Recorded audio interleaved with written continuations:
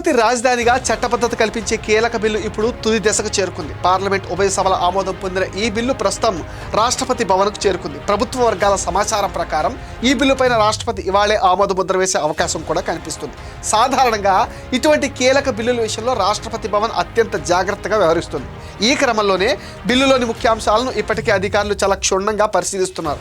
రాజ్యాంగ పరంగా లేదా సాంకేతిక పరంగా ఎటువంటి చిక్కులు లేకుండా ఉండేందుకు న్యాయ నిపుణుల సలహాలు కూడా తీసుకుంటున్నారు.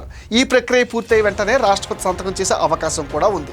రాష్ట్రపతి ఆమోదం లభించిన వెంటనే ఈ బిల్లు అధికారిక చట్టంగా మారుతుంది. దీనివల్ల అమరావతికి కేంద్ర ప్రభుత్వం నుండి అందే నిధులు, ప్రాజెక్టులు మరియు ఇతర రాజ్యాంగపరమైన రక్షణలు శాశ్వతంగా పటిష్టం కానున్నాయి.